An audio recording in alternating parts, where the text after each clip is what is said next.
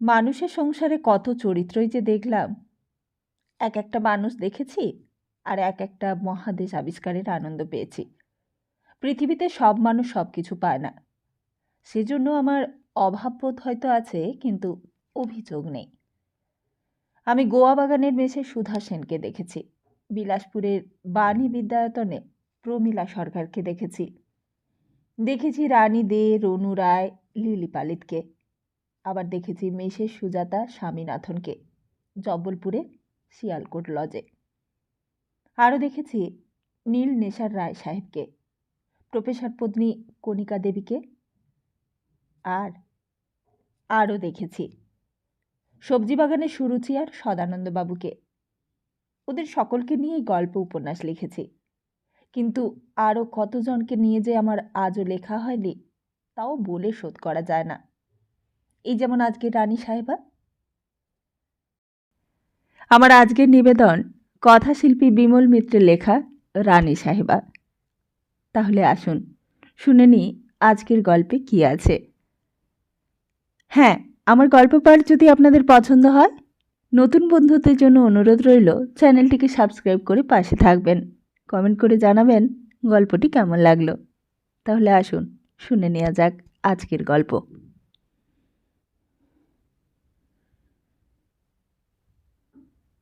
রানী সাহেবাকে আজ এতদিন পর আবার বিহারের এই দুর্গম পল্লীতে দেখতে এলাম। দীর্ঘ 25-30 বছরের সম্পর্ক। মনে হলো ভবিষ্যতে যদি কাউকে নিয়ে গল্প লিখি তো এই রানী সাহেবাকে নিয়ে লেখা উচিত। সেই 500 মাইল দূর থেকে আমরা এসেছি। লাহেরিয়া সরাইতে নেমে মোটরে 30 মাইলের রাস্তা। মৃণালিনীর বিয়ে। রানী সাহেবার একমাত্র মেয়ে মৃণালিনী। অনেকদিন পর যখন হবে না করে প্রথম সন্তান হলো, গোকুল জিজ্ঞেস করেছিল, কি নাম রাখা যায় রে মেয়ের? তখন সংস্কৃত সাহিত্য নিয়ে ঘাটাঘাটি করছি, নাম দিয়েছিলাম শকুন্তলা। কিন্তু সেই নাম টেকেনি। শেষ পর্যন্ত মার ইচ্ছের কাছে বাবার ইচ্ছের পরাজয় স্বীকার করতে হয়েছিল। তার শুধু নামের ব্যাপারেই নয়, গোকুল যখন নামে প্রতিভায় প্রতিষ্ঠায় বড় হলো, রায় সাহেব হলো, তখনও কঠোর হাতে পেছন থেকে যেই মানুষটি শাসন করত, সে মৃণালিনীর বাবা নয়, তার মা, আজকের এই রানী সাহেবা। কত সম্বর্ধনা সভায় উঠে গোকুল বক্তৃতা দিয়েছে, বলেছে, আমার উন্নতির মূলে রয়েছে আমার স্ত্রী। তিনি আমায় দিয়েছেন তার একনিষ্ঠ ভালোবাসা, তার সেবা, তার যত্ন, তার ঐকান্তিকতা। সত্যি, বিয়ের আগে গোকুল কি ছিল আর পরে কি না হয়েছিল। এ তো যুদ্ধের হিড়িকে ফুলে ফেপে বড় লোক হওয়া নয়। শুধু ধাপে ধাপে কেবল উঠেছে গোকুল, বড় ধাপে উঠবার জন্যই। চেম্বার আর কমার্স, এমএলএ, সেনেট সভা, স্বদেশ বিদেশ সমস্ত জুড়ে মরবার শেষ দিনটি পর্যন্ত কেবল সাফল্য আর সাফল্য। যাতেই হাত দিয়েছে তাতেই লাভ। সমস্তের মূলে নাকি গোকুলের স্ত্রী আর ওর স্ত্রীর ভালোবাসা। আমি শুনতাম, কিন্তু ভেবে পেতাম না শুনে হাসবো না কাঁদব। কিন্তু সেসব কথা এখন থাক। কলকাতা থেকে 500 মাইল দূরে বিহারের এই দুর্গম পল্লীতে রানী সাহেবার মেয়ের বিয়েতে এসে যদি সেই দিনকার সব কথা, সব ইতিহাস মনে পড়ে যায়, তো মনকে দোষ দিই কি করে? বিরাট একখানা বাড়ি, ঠিক বাড়ি না, প্রাসাদই বটে। শুনলাম 97 বিঘের ওপর বাড়িখানা। কাল বিয়ে। কিন্তু সকাল থেকে যে ব্যাপার চলেছে তাতে কে বলবে দেখে যে বিয়ে আজকে নয়। আমরা যারা অতিথি তাদের আদর আপ্যায়নের আয়োজন চূড়ান্ত। 10খানা গ্রামের হাজার হাজার প্রজা সকাল থেকে পাতা পেড়েছে। লাড্ডু, পেঁড়া, গোলাপ জামুন, বালুশাই, পুরি, বরফিতে ছড়াছড়ি চারদিক। মুন্সিজি এক একবার এসে খবর নিয়ে যায় সকলের, কোনো অসুবিধে হচ্ছে কিনা। পরের দিন কখন বর এলো, কখন বিয়ে হলো, ভিড়ের মধ্যে কিছুই দেখা গেল না। তবু দেখবার চেষ্টা করেছিলাম। রায় সাহেব গোকুল মিত্রের একমাত্র উত্তরাধিকারিণী যে, তার স্বামীকে দেখবার ইচ্ছে তো ছিলই, কিন্তু বৃথাই চেষ্টা। বিয়ের পরদিন মুন্সিজিকে বললাম, একবার রানী সাহেবের সঙ্গে দেখা করতে পারা যায় না? মুন্সি হয়তো প্রথমে অবাক হয়েছিল, কিন্তু চেষ্টা করবে বলে শেষ পর্যন্ত অন্দরমহলে খবর পাঠালে। খবর যেতে আসতে তাও প্রায় 1 ঘন্টা লাগলো। সত্যি তো, বিয়ে বাড়ি, সবাই ব্যস্ত। এখন একজন বৃদ্ধের সঙ্গে দেখা করতে কারই বা অবসর হবে। কিন্তু ঠিক তা নয়। মুন্সিজি বললে, না হুজুর, রানী সাহেবার কড়া হুকুম আছে, পুরুষ মানুষ কেউ যেন অন্দরমহলে না ঢোকে। মুন্সিজির কথার যে বর্ণে বর্ণে সত্যি তা পরে টের পেলাম। সদর আর অন্দরের মাঝামাঝি একটা ঘরে নিয়ে গিয়ে আমাকে বসালো। দক্ষিণ দিকে একটা মাত্র দরজা, দরজার ওপাশেই অন্দরের সীমানা। দরজার পর্দা খাটানো। ঘোমটা দিয়ে একজন ঝি এসে দাঁড়ালো 2 ঘরের মাঝখানে। মুন্সিজি আমাকে ইঙ্গিত করলে, রানী সাহেবা এসেছেন, যা বলবার শিগগিরই বলে দিন, উনি বড় ব্যস্ত। এমন অবস্থার জন্য ঠিক প্রস্তুত ছিলাম না। এমন দিনও গেছে যেদিন রানী সাহেবা সামনাসামনি বসে কথা বলেছি। আজ হঠাৎ এতদিন পর বাংলাদেশ ছেড়ে এসে বেহারের এই জমিদারিতে বসে 45 বছর বয়সে বিগত স্বামীর বৃদ্ধ বন্ধুর সঙ্গে কথা বলতে এত সংকোচ। এই আয়োজন, এটা আমার ঠিক পছন্দ হলো না। এমন জানলে আমি কি আর এমন প্রস্তাব করতাম? নিজেকে যেন অপমানিত মনে করলাম। রায় সাহেব গোকুল মিত্তিরের বিধবা স্ত্রীর অগাধ সম্পত্তি থাকতে পারে, কিন্তু আমরা দুজনে একসময় তো ঘনিষ্ঠ বন্ধুই ছিলাম। সেই বন্ধুত্বের দাবিও কি কিছুই নয়? মৃণালিনীর বিয়েতে দেবার জন্য কলকাতা থেকে একটা শাড়ি এনেছিলাম। সেখানে মুন্সিজির হাতে দিয়ে বললাম, না থাক, আমার কিছু কথা বলবার নেই, এটা রানী সাহেবাকে দিয়ে দিও। এই বলে আর কালক্ষেপ না করে সোজা বাইরে চলে এলাম। তক্ষুনি সমস্ত বন্দোবস্ত করে একটা টাঙা ডাকিয়ে নিয়ে স্টেশনে রওনা দিলাম। আজ অবশ্য গোকুল বেঁচে থাকলে এমনটা ঘটত না। কিন্তু তা সত্ত্বেও কেন যে এখানে কিসের টানে এত দূরে এসেছিলাম তাই ভেবেই নিজের মনকে ধিক্কার দিলাম। কে রানী সাহেবা? কোথাকার রানী? আমারই বা কে তারা? মনে পড়তে লাগলো গোকুলের কথাগুলো। অর্থের অভাব গোকুলের কখনো অবশ্য হয়নি। বিয়ের পর থেকেই বৃহস্পতি তুঙ্গি হয়েছিল ওর জীবনে। ধনে মানে প্রতিষ্ঠায় বন্ধুদের মধ্যে আর কে বা অমন সাফল্যের সপ্তম স্বর্গে উঠতে পেরেছিল। কিন্তু অমন হতভাগ্য আমি জীবনে কম দেখিনি। কোনো মহিলা সভার সম্পাদিকা একবার চাঁদার খাতা নিয়ে এসেছিলেন গোকুলের বাড়িতে। ধনবান গোকুলের কৃপা প্রার্থী তারা। বাইরের ঘরে চেয়ারে বসিয়ে গোকুল কথা বলছিল। এমন সময় ভেতরের পর্দা ঠেলে এই রানী সাহেবা বেরিয়ে এসেছিলেন। ঘরে ঢুকে বলেছিলেন, বের করে দাও একে, এক্ষুনি বের করে দাও। গোকুল যতখানি স্তম্ভিত তার চেয়েও বেশি স্তম্ভিত মহিলা সভার সম্পাদিকা। রানী সাহেবা বলেছিলেন, তুমি যদি বের করে না দাও আমারও বের করে দেবার অধিকার আছে। দারোয়ান, দারোয়ান! চিৎকার করে দারোয়ানকে ডাকতে লাগলেন রানী সাহেবা। ঘরের মধ্যে আরও 2 জন ভদ্রলোক, একজন টাইপিস্ট, আশেপাশে চাকর, দারোয়ান, ঝি, ঠাকুর, সব। কারোর দিকে কোনো ভ্রুক্ষেপ নেই। কলকাতার ধনী সমাজে তখন সবে মাত্র প্রভাব প্রতিপত্তি শুরু হয়েছে গোকুলের। বউবাজারে ছোট দোতলা বাড়িটা ছেড়ে লেক রোডের 4 তলা বাড়িটা সবে তুলেছে। হাওড়ায় 2 জুট মিল চলছে, আবার সেই সঙ্গে গিরিটির একটা অভ্রখনিও কিনেছে। ওইদিকে কাউন্সিলের ইলেকশনে দাঁড়াবে কিনা ভাবছে। অবস্থাটা ঠিক এই রকম।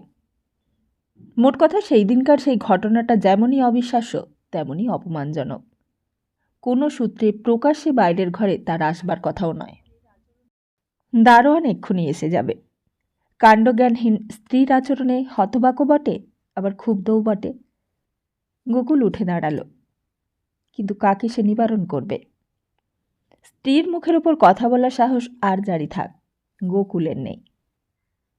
আর সম্পাদিকাও পর্দানসীনা নন। 10 রকমের মানুষের সঙ্গে মেলামেশার অভিজ্ঞতা তার আছে।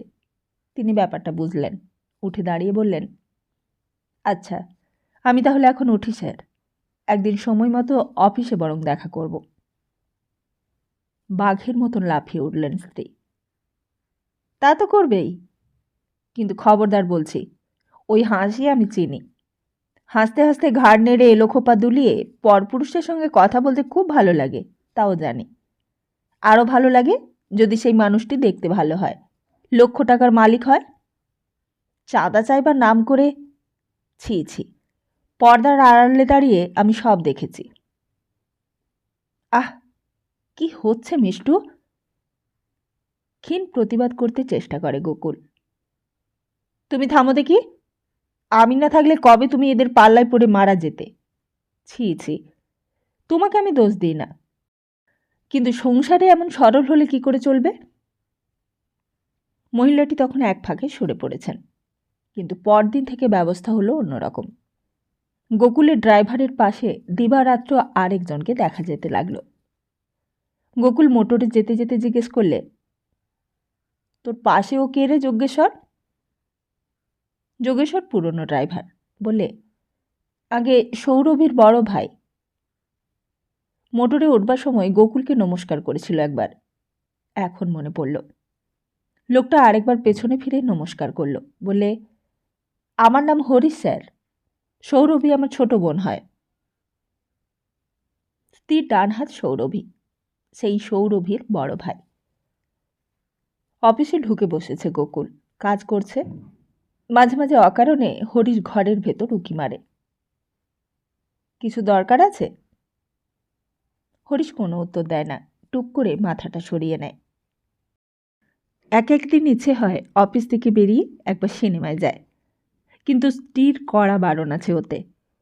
সিনেমা মানেই তো ওই দেওয়ালে প্লাকার্ডগুলো দেখো না, বাইরে যার ওই, ভেতরে যা আছে তা কল্পনা করেই নাও। আগে না বলে কয়ে কয়েকদিন ঢুকেছে ভেতরে, মাথাটা বেশ ঠান্ডা হয়ে যায়। কিন্তু হরিশ আসার পর থেকে কেমন যেন সংকোচ হয় গোকুলের। স্ত্রী বলেন, কেন? গাড়িতে হরিশ থাকা তো ভালো, রাস্তাঘাটে কত রকমের বিপদ আপদ আছে, দেশে ধর্মঘট তো রোজই লেগে রয়েছে, আর তাছাড়া তোমার সুবিধের জন্যই তো রাখা। যত কাজই থাক, রাত 8টার পর গোকুলের বাইরে থাকবার আর হুকুম নেই, একেবারে অন্দর মহলে গিয়ে ঢুকতে হবে। সেই নিয়ম যেমন কঠোর তেমনই অমোঘ। স্ত্রী বলেছে, রাত্রির বেলায় যারা ব্যবসা চালায় তাদের বেশ্যা বলে। অমন পয়সার আমার দরকার নেই, একবেলা খাবো, ভিক্ষে করে পেট চালাবো, সেও ভালো। তবু গোকুল আমাদের বলেছে, না ভাই, ওইসব জিনিস নিয়ে তর্ক করে না, ও যেটা চায় না তেমন কাজ নাই বা করলাম। স্ত্রীর মতোই চলেছে গোকুল সারা জীবন, স্ত্রীর পরামর্শ মতোই কাজ করেছে। একটা পয়সা কাউকে চাঁদা বা ধার দিতে গেলে স্ত্রীর অনুমতি নিয়ে তবে দিয়েছে। বাড়িতে এসে সারাদিন কোথায় কোথায় গিয়েছে, কার কার সঙ্গে দেখা করেছে কিংবা দেখা হয়েছে, সমস্ত সবিস্তারে বলেছে স্ত্রীকে। টাকা পয়সা এমনকি আতলা পাইটি পর্যন্ত স্ত্রীর হাতে তুলে দিয়ে তবে ছাড় পেয়েছে। একবার খুব অসহ্য হওয়াতে ডাক্তার সেনগুপ্তের কাছে গিয়েছিল। গোকুল সমস্ত খুলেই বলেছিল, দেখুন, আমার স্ত্রী আমাকে বড় সন্দেহ করেন। সন্দেহ মানে তিনি মনে করেন আমাকে বিপদে নিয়ে যাবার জন্য বিশ্ব সংসারের সমস্ত নারী জাতি বুঝি উন্মুখ হয়ে আছে। আমার মতো সুপুরুষ কলকাতা শহরে আর দ্বিতীয়টি নেই। এই রোগের কি চিকিৎসা বলুন তো? তা আপনার ছেলেপুলে হয়েছে? ডাক্তার জিজ্ঞেস করেছিলেন। না, ছেলেপুলে হলেই ও সেরে যাবে, কিছু ভাববেন না। যাতে ছেলে হয় বরং সেই চিকিৎসা করান। তা সেই চিকিৎসা আর শেষ পর্যন্ত করাতে হয় নাই, কারণ কয়েক বছর পরই গোকুলের এক মেয়ে হলো। মেয়ে হওয়ার পর একদিন জিজ্ঞেস করেছিলাম, এখন কেমন চলছে গোকুল? ব্যাধি কমেছে? না ভাই, বরং আরও বেড়েছে। গোকুল ম্রিয়মাণ হয়ে জবাব দিলে, সে কি? আমার কিন্তু বরাবর মনে হতো গোকুল হয়তো ঠিক সত্যি কথাগুলো বলে না। কোথায় যেন একটা গর্ববোধ আছে মনের ভেতর। অন্যের স্ত্রীরা যেন ওর স্ত্রীর তুলনায় কম সতীসাধ্যী, কম প্রতিপ্রাণা। ওর মনে হতো ওর উন্নতির মূলে আছে ওর স্ত্রীর একনিষ্ঠতা। বুঝি ওর স্ত্রীর কল্যাণে ওর সমস্তিপুরের একটা সুগার মিল, হাওড়ায় 2টো জুট মিল, আর ওর রায় সাহেব উপাধি, ওর কলকাতার বাড়িখানা, লাহোরিয়ার জমিদারি, সব কিছু। সে যাই হোক, সেই গোকুল মিত্তির, লেট রায় সাহেব গোকুল মিত্তিরের মেয়ে মৃণালিনীর বিয়ের নিমন্ত্রণে, তাই না বলতে পারিনি। পুরনো বন্ধুত্বের টানে 500 মাইল দূর থেকে এই বয়সে এই পল্লীগ্রামে এসেছি। কিন্তু স্টেশনে ওয়েটিং রুমের মধ্যে চুপচাপ বসে বসে মনে হলো, আমি না এলেই বা কে কি মনে করত, কার কি এমন ক্ষতি হতো। এখনো ট্রেন আসতে 2 ঘন্টা দেরি। হঠাৎই মুন্সিজি শশব্যস্তে ঘরে ঢুকল, বলে, রানী সাহেবা আমাকে পাঠিয়ে দিলেন, আপনি চলে যাবেন না। এই চিঠিটা রানী সাহেবা আমার হাত দিয়ে পাঠিয়েছেন। মনে হলো বলি, রানী সাহেবা তোমাদের রানী সাহেবা, আমার কে? কিন্তু নিজেকে শান্ত করে চিঠিটা পড়লাম। অনেক অনুনয় করে লিখেছেন, আপনি অমন রাগ করে চলে গেলে মিনুর অকল্যাণ হবে। বরকনে এখনো যায়নি, অতিথি দেবতার সমান। আপনার সঙ্গে আমার কিছু কথাও ছিল, বরকনে চলে যাবার পর বলবো ইচ্ছে ছিল। এই সুযোগ হয়তো আর পাবো না, দয়া করে আসবেন, আমার মান রাখবেন। তা শেষ পর্যন্ত রানী সাহেব আর মোটরে করে সত্যি সত্যি আবার ফিরে আসতে হলো। বিদায় সময় ভালো করে বরকে দেখলাম, শুনলাম মতিহারির লোক, ওখানেই ওদের জমিদারি। রানী সাহেবার চেয়েও বড় জমিদার ওরা। ছেলের বয়স যেন মৃণালিনীর চেয়ে কম বলেই মনে হলো। বেহারে 3-4 পুরুষের বাস। ওখানে থাকতে থাকতে চেহারায় পুরোপুরি বেহারি হয়ে গেছে। পাশে মৃণালিনীর বিরাট ঘোমটা দেখে যেন কেমন অবাক লাগলো। সুনীতি শিক্ষা নিকেতন থেকে আয়ে পাশ করেনি বটেই, কিন্তু কিছুদিন তো সেকেন্ড ইয়ার ক্লাস করেছিল। সেই মেয়ে যাকে নিয়ে এত কাণ্ড, সেই বা অমন অতখানি ঘোমটা মাথায় করে কি করে দিতে পারল? বরকনে চলে গেল। বিয়ের উৎসব কিন্তু তখনও এতটুকু কমেনি। গ্রামের হাজার হাজার লোক নাকি কদিন ধরে এমনি খাওয়া দাওয়া করবে। রানী সাহেবার একমাত্র মেয়ের বিয়ে, তার হয়তো এটাই শেষ উৎসব। সন্ধেবেলা রানী সাহেবা লিখে পাঠালেন, আজ রাত্রিটা আমায় ক্ষমা করবেন, আমার মন বড় খারাপ। কাল দিনের বেলায় ট্রেনে যাবার বন্দোবস্ত করে দেব, এবং যদি সকালে আপনার অসুবিধে না হয় সেই সময় সাক্ষাৎ হবে। রাত্রিতে শুয়ে শুয়ে অনেক পুরনো কথা মনে আসতে লাগলো। তা পুরনো বলে পুরনো, সে প্রায় 30 বছর আগেকার ঘটনা। শুধু ঘটনা বললেও ভুল বলা হবে, আমার জীবনে সে এক দুর্ঘটনাই বটে। আর রানী সাহেবা? কিন্তু তখন তো তিনি রানী সাহেবা হননি, তখন তিনি জামশেদপুরের আরতি রায়, সেকেন্ড ইয়ারের ছাত্রী। গোকুল মিত্তিরের বিয়ের খবরটাও বন্ধু মহলে সেই সময় হঠাৎ শোনা গেল। বরযাত্রীরা কলকাতা থেকে দল বেঁধে বরের সঙ্গে যাবে টাটানগর। আর আমি তখন কাকার 12 নম্বর সি রোডের কোয়ার্টারের সামনের ঘরটায় ছুটি কাটাতে গেছি। হঠাৎই গোকুলে চিঠি পেলাম, তোর সামনের বাড়িতে বিয়ে করতে যাচ্ছি, তৈরি থাকিস, সদল বলে পরশু বিকেলবেলা হাজির হব। তখন নজরে পড়ল, সত্যি সত্যি সামনের 16 নম্বর বাগানে ম্যাড়াম বাঁধা হচ্ছে। সামনের বাড়িতে যেন উৎসবের ছোঁয়াচ লেগেছে, এরই মধ্যে সামনের 2-3টে মোটর, লোকজন। মাঘ মাস, প্রচণ্ড শীত পড়েছে। সেই দিনই একলা একলা অনেক রাত পর্যন্ত একখানা বই নিয়ে পড়ছিলাম। কাকা কাকিমা সবাই ভেতরে ঘুমিয়ে পড়েছে। হঠাৎই অত্যন্ত মৃদু স্বরে দরজায় একটা টোকা পড়ল। তারপর আরেকবার উঠে র্যাপাটা ভালো করে গায়ে দিয়ে দরজাটা খুলে পর্দাটা সরাতে বিস্ময়ে নির্বাক হয়ে গেছি। সেই শীতের ঠান্ডা রাত, চারিদিকে ভীষণ অন্ধকার, মনে হলো মানুষ নয়, যেন এক পরী। বাইরের কুয়াশা যেন পরী হয়ে ঘরের মধ্যে আগুন পোয়াতে এসেছে। মেয়েটির কত বয়স হবে, 18 কিংবা 19। আমার হাঁটুর ওপর মুখ রেখে সে কি অঝরে কান্না।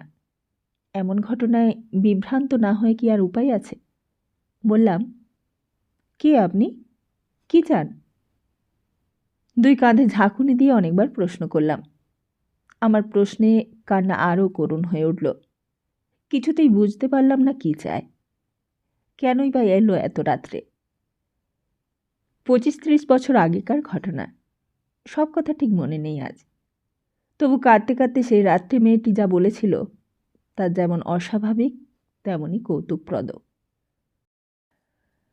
১৩ নম্বর সি রোডের বাড়িতে যে ছেলেটি থাকে তাকে আমাকে তক্ষুনি ডেকে দিতে হবে। তার নাম নাকি বিকাশ। বাড়ির সামনে যে ঘর তার পূব দিকে জানালায় গিয়ে ডাকলে সে আসবে।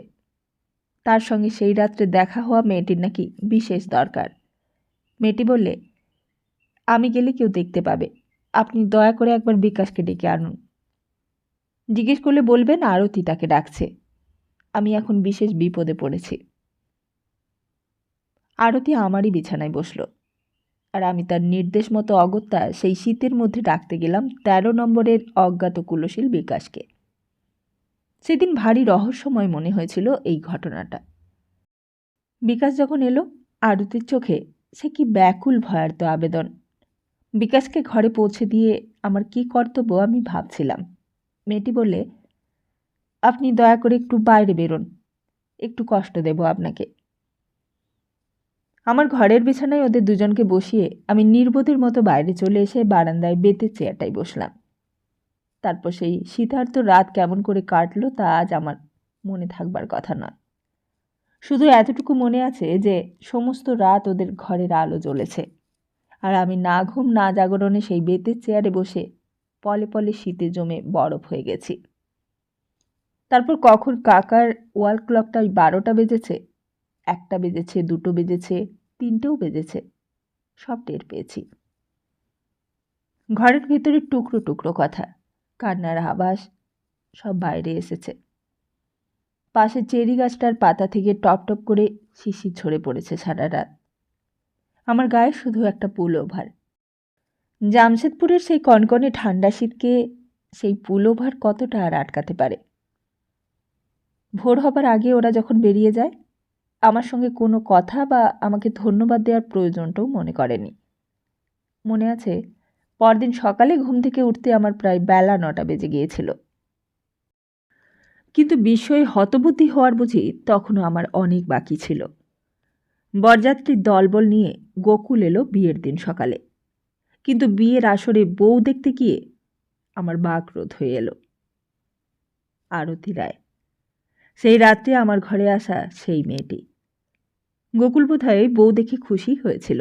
বরযাত্রীর দলের সঙ্গে কলকাতায় চলে এলাম, কিন্তু নিজের বিবেকের সঙ্গে যে বিরোধ সমস্ত মনকে ক্ষতবিক্ষত করে দিচ্ছিল, তা কেমন করে যে চেপে রেখেছি সারা জীবন, তা আমার অন্তরাত্মাই জানে।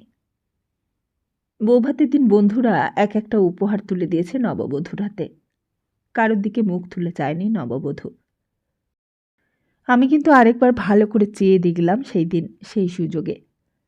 মনে হলো ধুতির নরুন পাড়ের মতো সাদা মুখে একটা বিষাদ, পাউডারটা স্নোর প্রান্তে আলতোভাবে ঝুলছে। সেই বিষাদটুকুই নববধূর সমস্ত অবয়বে একটা অভিনব মাধুর্য এনে দিয়েছে যেন। সেই দিন মনে হয়েছিল, আমি কি ভুল করেছি, নাকি ও শুধু আমার নিজস্ব একটা ভাষ্য, যার পেছনে যে যুক্তি আছে তাও বুঝি আমার মন গড়া। অনেকবার মনের গোপন সংবাদটা বিশ্বস্ত বন্ধুদের বলি বলি করেও বলা হয়নি। গোকুলকে বলা তো দূরের কথা। পরের অনেক দিন গোকুল বলেছে, ভারী ইন্টেলিজেন্ট, জানলি, কিন্তু তোর ওপর খুব রাগ, কেন বলতো? বলতাম, ব্যাচেলারদের ওপর ওই রকম বন্ধুর বউদের একটু আধটু রাগ থাকে। তারপর আস্তে আস্তে গোকুল বড়লোক হলো। অল্পবিত্ত থেকে মধ্যবিত্ত, মধ্যবিত্ত থেকে ধনী, আর ধনী থেকে কোটিপতি। তা সেই ইতিহাস এইখানে অবান্তর। কখনো কচিত কদাচিৎ দেখা হতো, আবার কখনো বা ঘন ঘন। অত বড় ব্যবসাদার, নানান কাজের মানুষ, কিন্তু বরাবরই দেখে এসেছি রাত ৮টার পর কখনোই বাইরে থাকেনি। বলেছে, না ভাই, ওসব তর্ক করবার জিনিস নয়, ও যা চায় না তেমন কাজ নাই বা করলাম। সম্বর্ধনা সবাই দাঁড়িয়ে গোকুল বলেছে, আমার এই উন্নতি যার জন্য আপনারা আমাকে সম্মান দিচ্ছেন, সে সম্মান আমার প্রাপ্য নয়, তার অনেকখানি প্রাপ্য আমার স্ত্রীর।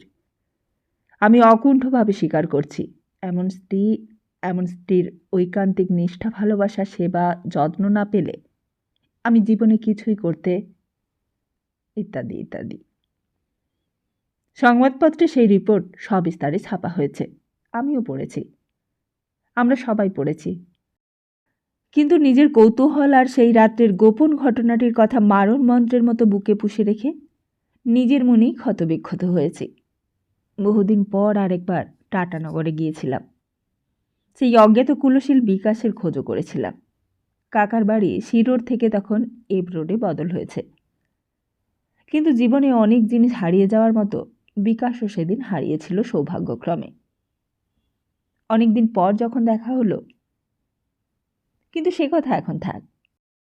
নইলে রানী সাহেবাকে নিয়ে আজ এই গল্প লিখবার এ চেষ্টাই বা কেন? এরপর গোকুল মিত্তির বউবাজার থেকে লেক রোড থেকে ভবানীপুর, ভবানীপুর থেকে থিয়েটার রোডে ধাপে ধাপে উঠে গেছে। সাধারণ লোক থেকে হয়েছে রায় সাহেব। 10 জনের একজন ছিল, ক্রমে 10 জনের শীর্ষে উঠেছে। বাইরে থেকে আমরা দেখেছি গোকুলকে, বাহবাও দিয়েছি। কিন্তু গোকুল বরাবর বলেছে, না না, আমি কিছু নই ভাই, এর পেছনে আছে মিসেস মিত্তির, আরতি, মিষ্টু। আমরা যখনই আমাদের স্ত্রীর সঙ্গে আলাপ করিয়ে দেবার কথা বলেছি, গোকুল সাপ দেখার মতো লাফিয়ে উঠে পালিয়ে গেছে। এই নিয়ে আমাদের মধ্যে কত হাসাহাসি তামাশা হয়েছে। আমার স্ত্রী অবশ্য বলেছে, কেন, হাসির কি আছে, ওটাই তো ভালো। তোমাদের যেমন মেয়ে মানুষ দেখলে জিদ দিয়ে নাল পড়ে। চাঁদা চেয়ে বা ধার চেয়ে কখনো কেউ হতাশ হয়নি গোকুল মিত্তিরের কাছে। তবু মহিলা সমিতি, গার্লস স্কুল কিংবা দুস্থ বিধবা, এইসব ব্যাপারে একটি পয়সাও কখনো দেয়নি গোকুল। এক আমাদের সুনীতি শিক্ষা সদন ছাড়া। গোকুল বলতো, কি করব বল, আরতির আপত্তি যে। গোকুলের উন্নতির সঙ্গে আমি যদিও বা বরাবরই জড়িত ছিলাম, কিন্তু ওর চরিত্রের ওই দিকটার কথা মনে হতে কেমন যেন করুণার চোখে দেখতাম ওকে। মনে হতো ইচ্ছে করলেই এক দণ্ডে গোকুলের জীবন বরবাদ করে দিতে পারি। ও হয়তো আত্মহত্যা করবে শুনে, কিন্তু আবার একবার মনে হতো হয়তো বা আমারই ভুল, আমার মনের কিংবা চোখের ভুল। মনে হতো সেদিন সেই শীতের রাত্রে 12 নম্বর সি রোডের সামনের ঘরটায় ঘটনাটা শুধু কি নিছক বিভ্রম মাত্র, আর কিছুই নয়। আসলে গোকুলের ক্রমোন্নতির সঙ্গে সঙ্গে নিজের কৌতূহলের মাত্রাটাও দ্বিগুণ চতুর্গুণ হয়ে বেড়ে চলছিল। আর এরপরের ঘটনাটা আরতি রায়কে নিয়ে নয়। আরতি তখন রানী সাহেবা হয়নি, তখন কেবল মিসেস মিত্র। প্রচুর প্রতিষ্ঠার শিখরে উঠে রায় সাহেব গোকুল মিত্তির যখন হঠাৎ মারা গেল, তখন কারবার নিজের হাতেই নিলেন মিসেস মিত্র। স্বামী জীবিত অবস্থায় যেমন আড়াল থেকে স্বামীকে পরিচালনা করতেন, তেমন আড়াল থেকেই তিনি তখন ব্যবসা পরিচালনা করতে লাগলেন। আর ঘটনাটা সেই সময়ের। শকুন্তলা নয়, মৃণালিনী। মৃণালিনী ম্যাট্রিক পর্যন্ত পর্দা স্কুলে পড়েছে। গোকুল মিত্তির ওই মৃণালিনীর স্কুলে যাওয়ার জন্যই পালকি গাড়ি কিনেছিল। রবারের টায়ার লাগানো চাকা, জানালা দরজায় খড়খড়ি বন্ধ, দুটো মোটা ওয়েলার ঘোড়া। দুটো মোটর থাকতেও কেন যে এই ব্যবস্থা জিজ্ঞেস করলে গোকুল বলেছিল, ওসব কথা থাক ভাই, আরতি যখন চায় তখন ও নিয়ে। আর তারপর ভর্তি হলো আমাদের সুনীতি শিক্ষা সদনে। গীতা পাঠ, স্ত্রোত পাঠ, আর তার সঙ্গে আয়ের কোর্স। এখানে ভর্তি হওয়ার পেছনে মিসেস মিত্রর নিশ্চয়ই সম্মতি ছিল, কারণ স্ত্রীর বিনা পরামর্শে কোনো কাজই করবার পাত্র গোকুল নয়। তখন গোকুল বেঁচে নেই, সমস্ত কাজ কারবারের কলকাঠি মিসেস মিত্রের হাতেই। আর সেই সময় একদিন আগুন জ্বলে উঠল। মৃণালিনী সেদিন কলেজে নিয়ম মতো গেছে, ক্লাসে গিয়েও বসেছে। হঠাৎ মিসেস মিত্রের চিঠি এসে হাজির, মিসেস মিত্রের দারোয়ানের হাত দিয়ে। পিয়ন বুকে সই দিয়ে চিঠিটা নিলাম। চিঠি খুলে পড়তে গিয়ে মাথায় বজ্রাঘাত হলো। সিল করা চিঠি, বিশেষ জরুরি এবং গোপনীয়। টাইপ করা 3 পৃষ্ঠা চিঠি, নিচে মিসেস মিত্রের সই। পত্রের বিবরণে প্রকাশ, মিসেস মিত্রের মেয়ে মৃণালিনী নাকি প্রেমপত্র লিখেছে সুনীতি শিক্ষা সদনের ইংরেজি প্রফেসর বিভূতি ঘোষালের কাছে, এবং বিভূতি ঘোষালও সেই চিঠির জবাব দিয়েছে। এমন একখানা দুখানা নয়, অনেক দিন ধরে অনেক চিঠি লেখা হয়েছে, কিন্তু মিসেস মিত্তির এখন ধরে ফেলেছেন সমস্ত কিছু। আর সঙ্গে সঙ্গে তিনি মৃণালিনীর কলেজে আসা বন্ধ করেছেন। আর শুধু তাই নয়, এখন তিনি জানতে চেয়েছেন বিভূতি ঘোষালের মতো প্রফেসরকে কেন এখনও বরখাস্ত করা হয় না, এবং বিশ্ববিদ্যালয় কেন সুনীতি শিক্ষা সদনকে এখনই ভেঙে দেবে না। যেখানে মেয়েদের শিক্ষার নামে চরিত্রহীনতার এমন হাতেখড়ি দেওয়া হয়, এবং যেই প্রতিষ্ঠানে অসৎ চরিত্র লম্পট শিক্ষকদের বেছে বেছে নিযুক্ত করা হয় মেয়েদের প্রলুব্ধ করার জন্য, সেই প্রতিষ্ঠান তুলে দেবার জন্য কোনো আইন দেশে আছে কিনা, এবং না থাকলে সেই আইন এক্ষুনি কেন প্রবর্তন করা হবে না, সেটাই জানতে চেয়েছেন। সুশিক্ষার নামে এইসব প্রতিষ্ঠানে ভদ্রঘরের যুবতী মেয়েদের এইভাবে অনাচার ও দুর্নীতির শিক্ষা দেওয়া হয় তা বহু লোক বহুদিন ধরেই সন্দেহ করে আসছেন। কিন্তু ভদ্রবেশী গুন্ডাদের কূটনীতিতে এতদিন সকলের দৃষ্টি অন্ধ হয়েছিল। সুনীতি শিক্ষা সদনের এই দৃষ্টান্ত এইবার সকলকে, ইত্যাদি ইত্যাদি। 3 পৃষ্ঠাব্যাপী অভিযোগ। শেষে লিখেছেন, দেশবাসী তথা বিশ্ববিদ্যালয়ের কোনো প্রতিবিধান না করলে তিনি আদালতের দ্বারস্থ হতে বাধ্য হবেন। এর একখানা নকল তিনি পাঠিয়েছেন ভাইস চ্যান্সেলর কাছে, আর একখানা চ্যান্সেলরের কাছে, এবং লিখেছেন যে উত্তরের জন্য তিনি 15 দিন অপেক্ষা করবেন। জবাব না পেলে তিনি অন্য ব্যবস্থা গ্রহণ করতে বাধ্য হবেন। তখন গোকুল বেঁচে নেই, তবু গোকুল বেঁচে থাকলে কোনো সুরাহা হতো বলে মনে হয় না, কারণ মিসেস মিত্রের কথায় শেষ কথা জানতাম। কিন্তু চিঠিটা পড়ে হাসিও পেল, কারণ জামশেদপুরের সেই 12 নম্বর সি রোডের ঘটনাটা তো আর নিছক কল্পনা নয়। কিন্তু চিঠিটা নিয়ে চুপ করে বসে থাকতেও পারলাম না। তক্ষুনি বিভূতি ঘোষালকে ডেকে পাঠালাম। ছোকরা মানুষ, ওইদিকে বাঙালি ছাত্রদের মধ্যে রত্নও বলা যায়। অনেক দেখে শুনে তাকে ভর্তি করেছিলাম। ইংরেজি, হিস্ট্রি আর ইকোনমিক্সে MA দিয়েছে, 3টেতেই ফার্স্ট। চিরকালে এখানে চাকরি করবেও না, আরও উন্নতি করার উচ্চাকাঙ্ক্ষা আছে। সেদিন আমার প্রশ্নের উত্তরে যে কথা সে বলেছিল, তাতে তার বিশেষ কোনো দোষ আমি পাইনি। এক কথায় সে বলতে চেয়েছিল তারা দুজনেই দুজনকে ভালোবাসে। সেদিনকার মৃণালিনীকেও আজ মনে করতে চেষ্টা করলাম। খড়খড়ি বন্ধ পালকি গাড়ির মধ্যে বন্দি হয়ে রোজ আসত। মিসেস মিত্রের কড়া নজর আর কচোয়ান, চাকর, ঝি, দারোয়ানের নজরবন্দি হয়ে থেকে থেকে বোধহয় কলেজের এলাকায় ঢুকে সে জীবনটা ফিরে পেত। চটুল চলা আর কথা বলার ভঙ্গি থেকে বুঝতাম এখানেই একমাত্র সে বুঝি মুক্তির স্বাদ খুঁজে পেয়েছে। সিঁড়ি দিয়ে তার লাফিয়ে লাফিয়ে দোতলায় ওঠা, ক্লাসের বাইরে দুর্দম ছোটাছুটি, আর তারপর ঠিক বাড়ি যাবার আগে পালকি গাড়িটা যখন ঘেরা কলেজ কম্পাউন্ডারের ভেতরে এসে ঢুকত, তখন অকারণে বাড়ি যেতে দেরি করা, আর যাবার আগে তার সেই চেহারা বিষাদ মলিন হয়ে যাওয়া, সমস্তরই যেন একটা মানে ছিল। আজ সেই মেয়েকেই 2 হাত নিচু ঘোমটা দেওয়া অবস্থায় তার চেয়ে কম বয়সী স্বামীর সঙ্গে শ্বশুর বাড়ি যেতে দেখে তাই অত অবাক হয়ে গিয়েছিলাম। সে যাই হোক, চিঠিটা পেয়ে মিসেস মিত্রের বাড়ি গেলাম তার সঙ্গে দেখা করতে। দেখাও হলো, কিন্তু কে চিনতে পারবে সেই দিনে সেই আরতি রায়কে? সাদা থান, তুষার ধবল গায়ের রং আর প্রচুর স্থূল মাংসপিণ্ডের তলায় জামশেদপুরের সেই মেয়েটি বুঝি কবেই নিরুদ্দেশ হয়ে গেছে। কিন্তু আশ্চর্য এই যে যতক্ষণ তিনি সামনে বসেছিলেন একবারও আমার চোখের দিকে চোখ রাখলেন না। হয়তোবা ভেবেছিলেন যদি চোখের জাফরি দিয়ে সেই কুমারী আরতি রায় হঠাৎ এক ফাঁকে উঁকি মেরে দেখে ফেলে, কিংবা যদি আমি চিনে ফেলি সেই আরতি রায়কে। অনেকক্ষণ পর ক্ষিপ্ত হয়ে বলেছিলেন, যাদের হাতে ছেলে মেয়ের চরিত্র গঠনের দায়িত্ব, তারাই যদি এমন করে তাদের সর্বনাশ করে, তাহলে বাপ মায়ের মনে কতখানি দুঃখ হয় তা ভাবুন তো একবার। তা আমার অবশ্য চুপ করে শুনবারই পালা। যিনি কথা বলছেন তিনি তখন আর বন্ধুপত্নী নন, রায় সাহেব গোকুল মিত্রের প্রচুর সম্পত্তিশালিনী বিধবা স্ত্রী। বললেন, আপনারা ওই স্কুলটা উঠিয়ে দিন, আর যদি না দেন তবে জানবেন ওটা আমি উঠিয়ে দেব। দেহের ধর্মনাশ আর মনের ধর্মনাশ একই কথা। তারপর পাশের দিকে চেয়ে ডাকলেন, প্রফুল্লবাবু। গোকুলের পুরনো টাইপিস্ট প্রফুল্ল কাজ করছিল একপাশে। মিসেস মিত্রের ডাকে উঠে এলো কাছে। মিসেস মিত্র কপালের চুলগুলো ডান হাত দিয়ে সরিয়ে দিয়ে বললেন, 127 ফাইলটা আনুন তো একবার।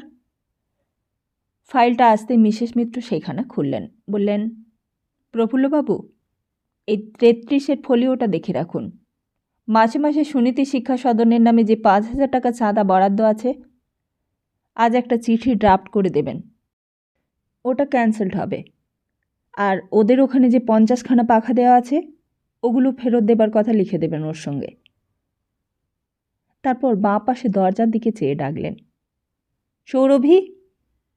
সৌরভী এলো। বললেন, যজ্ঞেশ্বরকে একবার ডেকে দে তো। যজ্ঞেশ্বর সামনে আসতেই বললেন, যজ্ঞেশ্বর, শুনে রাখ, কাল যখন অফিসে যাবি একবার খগেনবাবু আমাদের অ্যাকাউন্ট্যান্টকে দেখা করতে বলবি। আমার সঙ্গে যেন একবার দেখা করেন বাড়িতে, বলবি বিশেষ দরকার। তারপর সৌরভীর দিকে চেয়ে আবার বললেন, হ্যাঁ রে, মিনু বার্লি খেয়েছে নাকি এখনো? একবার জ্বরটা তো দেখলে হতো। যজ্ঞেশ্বর, এদিকে শোন। যজ্ঞেশ্বর ঝুঁকে পড়ে বললে, হ্যাঁ মা। এইবার বড় ডাক্তারবাবুকে খবর দে, গাড়ি নিয়ে যা, নইলে দেরি হয়ে যাবে। বলবি এক্ষুনি যেন আসেন। প্রফুল্লবাবু, আপনি এই মাসে ডাক্তারবাবুর দোকানের বিলগুলো এখনও দেননি কেন? কাজে আপনাদের বড় গাফিলতি হয়, আমি যেদিকে না দেখব। 10টা কাজের মধ্যে মিসেস মিত্রকে যেন কেমন দিশেহারা দেখলাম। ঠিক যেন সামঞ্জস্য করতে পারছেন না জীবনের সঙ্গে। কোথায় কোন ফুটো দিয়ে যেন সব নিঃশেষ হয়ে যাচ্ছে। হঠাৎ আমার দিকে না চেয়ে আমাকে বললেন, ও, আপনি এখনো বসে আছেন? আপনাকে চা আনিয়ে দিচ্ছি। সৌরভী, চা নিয়ে আয় তো এক কাপ। কি জানি, হঠাৎ মিসেস মিত্রের চিঠিটা পেয়ে যেমন উদ্বিগ্ন হয়েছিলাম, সামনাসামনি ওনাকে প্রত্যক্ষ দেখে তেমন ওর ওপর করুণা হলো। অর্ধমৃতের ওপর আঘাত করতে আর ইচ্ছে হলো না। মিসেস মিত্র কি সত্যি সত্যি সুস্থ স্বাভাবিক মানুষ? সেদিন বাড়ির বাইরে এসে বাড়িটার দিকে ভালো করে চেয়ে দেখেছিলাম। চারিদিকে উঁচু পাঁচিল দিয়ে ঘেরা জেলখানার মতো। অমন রক্ষা ব্যবস্থা কিসের জন্য? জানালাগুলোর সামনে 1.5 হাত জায়গার ব্যবধানে খড়খড়ির আবরণ দেওয়া, যেন চন্দ্র সূর্য ওখানে প্রবেশ করতে না পারে। তা শেষ পর্যন্ত সত্যি সুনীতি শিক্ষা সদনের মাসিক মোটা চাঁদাটা বন্ধ হয়ে গেল। গোকুল মিত্রের ধার দেওয়া 50খানা পাখা তাও একদিন ওদের লোক এসে খুলে নিয়ে গেল। তবুও টিমটিম করে চলতে লাগলো প্রতিষ্ঠান। আর শেষকালে একদিন তাও বন্ধ হয়ে গেল। তারপর একদিন কার কাছে যেন শুনেছিলাম যে মিসেস মিত্র মেয়েকে নিয়ে তার লাহোরিয়া সরাইয়ের জমিদারিতে গিয়ে বাস করছেন। জনতা, কোলাহল, শহর, সভ্যতা থেকে দূরে পালিয়ে গিয়ে তিনি হয়তো আত্মরক্ষাই করতে চেয়েছিলেন। কুমারী জীবনে নিজে যে দুর্বলতার প্রশ্রয় দিয়েছেন আরতি রায়, মিসেস মিত্র হয়ে তিনি সারা জীবন তার প্রায়শ্চিত্তই হয়তো করে গেলেন, এবং নিজের কন্যার মধ্যে যাতে তার কোনো বিগত দুর্বলতার ছাপ না পড়ে, তার সেই শুভ প্রচেষ্টাই হয়তো তাকে তার লাহোর সরাইয়ের দুর্গম বন্দিনিবাসে আবদ্ধ করেছে। আমার ধারণা যে ভুল নয় তা আজ মৃণালিনীর লম্বা ঘোমটা আর তার কম বয়সী স্বামীকে দেখে বুঝতে পারলাম। মুন্সিজিও বলেছিল, ওরা হুজুর বড় ভারী জমিনদার, বনেদি বংশ ওদের। ওদের বংশের নিয়মই আলাদা। বউ শ্বশুর বাড়ি গেলে জীবনে আর কখনো বাপের বাড়িতে আসতে পারবে না।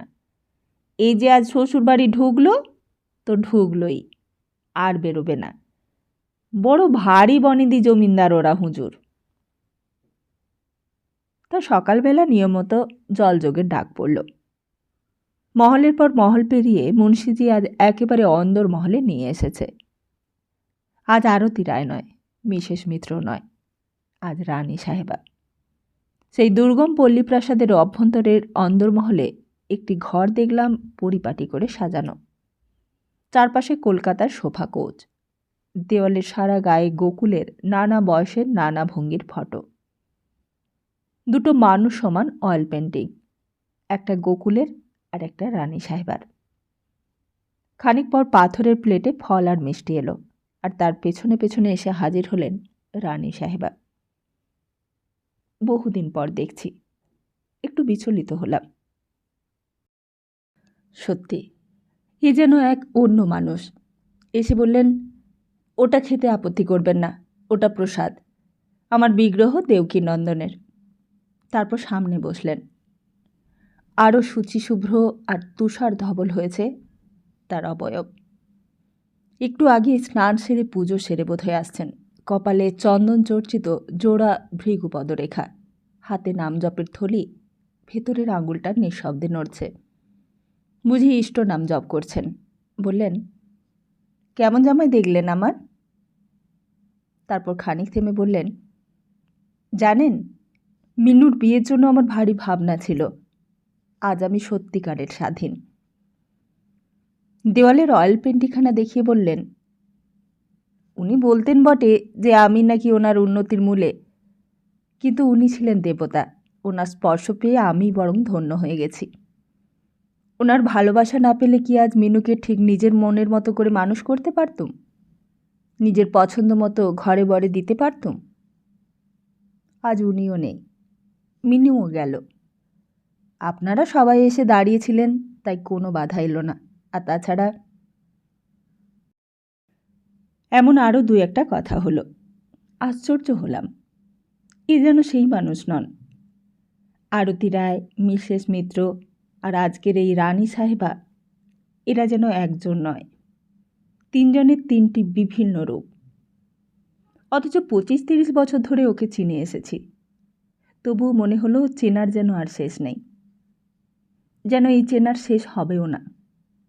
কবেকার কোন আরতি রায়, সে কি আজ রানী সাহেবাকে দেখলে চিনতে পারবে? কিংবা হয়তো রানী সাহেবাও আজ আরতি রায়কে একেবারে সম্পূর্ণরূপে ভুলে গেছে। আরতি রায়কে দেখে রানী সাহেবাও আজ বুঝি লজ্জায় অপমানে অধবদন হয়ে থাকবে। নইলে অমন করে চোখে চোখ রেখে কথাই বা কেমন করে বলতে পারছেন এই রানী সাহেবা? মামুলি বিদায় অভিনন্দনের পর চলে আসছিলাম। দরজার বাইরে পা বাড়াতেই কানে এলো, আর একবার শুনবেন? ফিরে দাঁড়ালাম। হাসি হাসি মুখ। হাসি দেখে কেমন যেন খটকা লাগলো। হাসি তো কখনো দেখিনি ওনার মুখে। বললেন, একটা কথা আপনাকে জিজ্ঞেস করতুম। বলুন না, কি কথা? আপনি একদিন আমার মেয়ের নাম রাখতে চেয়েছিলেন শকুন্তলা, আমি রেখেছি মৃণালিনী। আপনার দেওয়া নামে আমার আপত্তি ছিল। কেন জানেন? না, কেন? আপনি আগে বলুন, কি মনে করে আপনি ওর নাম শকুন্তলা রেখেছিলেন? আমি কিছু মনে করে ওর নাম রাখিনি। আপনি আমাকে ভুল বুঝবেন না। আপনি সত্যি কথা বলছেন? রানী সাহেবা হঠাৎ যেন বড় রিজু হয়ে দাঁড়ালেন। আমি হঠাৎ এই প্রশ্নের জবাব দিতে গিয়ে কেমন যেন বিমূঢ় হয়ে গেলাম। তার চোখের দিকে তাকালাম। ভয় হলো ধরা পড়ে গেলাম নাকি। ও কি হাসি নয়, তবে ভ্রুকুটি। তারপর আমার দিকে তেমনিভাবে চেয়ে রানী সাহেবা বললেন, আমার স্বামীকে আপনি ঘনিষ্ঠভাবেই জানতেন। আমাদের স্বামী স্ত্রীর সম্পর্কের মধ্যে কোথাও কোনো ভাগ ছিল না। যদি এতদিনের পরিচয়েও সেটা বুঝে না থাকেন তো। বলতে বলতে থেমে গেলেন রানী সাহেবা। তারপর একসময় আশেপাশে চেয়ে নিয়ে বললেন, আজ আমি স্বাধীন, উনিও নেই। মিনিও জন্মের মতো পর হয়ে গেল। আজ আর বলতে কোনো দোষ নেই। কেন আপনি শকুন্তলা নাম রেখেছিলেন তা আর কেউ না বুঝুক, আমি বুঝেছিলাম। আমায় ক্ষমা করবেন, আমায় ক্ষমা করবেন আপনি। কিন্তু আপনি যে ক্ষমার যোগ্যও নন। শকুন্তলার জন্ম বৃত্তান্ত আমাদের দেশের একটা 7 বছরের মেয়েও জানে। বলতে বলতে বিদায় সম্ভাষণ না করেই চলে গেলেন দরজার পর্দার আড়ালে। আর আমি খানিকক্ষণ হতবাকের মতো দাঁড়িয়ে থেকে আস্তে আস্তে বাইরে চলে এলাম। ট্রেনে আস্তে আস্তে অনেক কথা ভেবেছি অল্প বয়সের ত্রুটির জন্য যাকে সারাটা জীবন প্রায়শ্চিত্ত করতে হয়েছে, সমস্ত বিলাস ব্যসন শহর সভ্যতা ছেড়ে যিনি আত্মবিবরে মুখ লুকিয়ে মুহ্যমান মৃতকল্প হয়ে আছেন, আজ রানী সাহেবার সেই পরিপূর্ণ রূপটাই যেন দেখবার সৌভাগ্য হলো। গোকুল অবশ্য হতভাগ্য ছিল, কিন্তু এই রানী সাহেবাকে দেখলাম আজ তার চেয়ে আরও শতগুণ হতভাগ্য। মনে মনে সংকল্প করলাম রানী সাহেবাকে নিয়ে এখন গল্প লিখব না। ওই মৃণালিনী যখন শ্বশুরবাড়িতে অত্যাচারে আত্মধিক্কারে উন্মাদ হয়ে আত্মহত্যা করবে, তখনই রানী সাহেবাকে নিয়ে গল্প লেখার উপযুক্ত সময় হবে। সেই আমার রানী সাহেবার সঙ্গে শেষ দেখা। এরপর আর দেখা হয়নি। শেষ দেখাই বটে, কিন্তু সম্পূর্ণ দেখা নয়। এরপর যেই ছোট ঘটনাটি ঘটল, সেটি না ঘটলে রানী সাহেবাকে নিয়ে গল্প লিখবার কোনো সার্থকতাই থাকে না। এতদিনের সমস্ত দেখা একটি মুহূর্তে যেন ভুল দেখায় পরিণত হলো। এখন সেই ঘটনাটাই বলি। এক সুগার মিলের শেয়ার বিক্রি করতে এক ভদ্রলোক একদিন আমার কাছে এসে হাজির, সকালবেলা। লোকটি কিন্তু বড় স্মার্ট। বললে, শেয়ার আপনাকে এক্ষুনি কিনতে বলছি না, কিন্তু আমাদের প্রসপেক্টখানা একবার পড়তে অনুরোধ করছি। ম্যাকসুইনি ব্রাদার্স লিমিটেড সমস্ত কনসার্নস আমাদের বিকে গুপ্ত অ্যান্ড কং কিনে নিয়েছেন। ম্যানেজিং এজেন্টস নতুন হলেও ফার্ম বহুদিনের। প্রেফারেন্সিয়াল শেয়ারে ডিভিডেন্ড হলো 8%, আর অর্ডিনারি শেয়ার হলো, উল্টে পাল্টে দেখলাম, Narbatiarganj sugar manufacturing and dating concern, managing agent B K Gupta and Co. সাদা অ্যান্টিক পেপার, বয়েল 8 পেজি বুকলেট, শেষের পাতায় ব্যালেন্স শিট। ছোকরাটি বললে, আপনি হয়তো ভাবছেন নতুন ম্যানেজিং এজেন্টস, কিন্তু বিকে গুপ্তকে যারা জানেন তাদের যদি একবার জিজ্ঞেস করে দেখেন, মিস্টার গুপ্ত আমেরিকা আর জাপানে 20 বছর ধরে এই সুগার টেকনোলজি নিয়ে জীবনপাত করছেন। এতদিন পর ইন্ডিয়াতে ফিরে এসে আজ ক বছর হলো এইটায় হাতে নিয়েছেন। অদ্ভুত ব্রিলিয়ান্ট কেরিয়ার মশাই।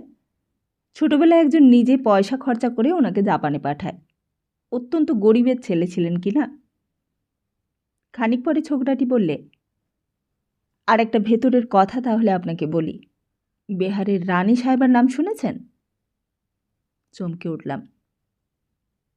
তিনি নিজে এর পেছনে আছেন। তিনি একাই 50 লক্ষ টাকা শেয়ার কিনেছেন এরই মধ্যে। আবার দরকার হলে আরও লক্ষ লক্ষ টাকার। বললাম, রানী সাহেবা? আমার চোখে মুখে বোধহয় বিস্ময় ফুটে উঠেছিল। আগে হ্যাঁ, বিহারের রানী সাহেবা বলতে ওই একজনই তো বোঝায়। আপনি চেনেন নাকি? তা সেই রানী সাহেবাই 20 বছর ধরে ওনাকে আমেরিকায় জাপানে পড়বার খরচ চালিয়ে এসেছেন। ফরেন কোন ডিগ্রি আর বাকি নেই। দেশে ফেরবার আর ইচ্ছেই ছিল না। রানী সাহেবাই তো ওনাকে ডেকে এনে ওইটাতে নামিয়েছেন। আসলে কোম্পানিটা রানী সাহেবারই বলতে পারেন। অথচ দেখুন মিস্টার গুপ্ত ছোটবেলায় কি গরিবই না ছিলেন। জামশেদপুরে পরের বাড়িতে ছেলে পড়িয়ে পর্যন্ত লেখাপড়া চালিয়েছেন। কি নাম বললেন? আমি শিরদাঁড়াটা সোজা করে চেয়ারে উঠে বসলাম। আগে আমাদের ম্যানেজিং এজেন্টসের নাম মিস্টার গুপ্ত। পুরো নাম? মিস্টার বিকে গুপ্ত। না না, ইনিশিয়াল নয়। পুরো নামটা কি? বিকাশ গুপ্ত।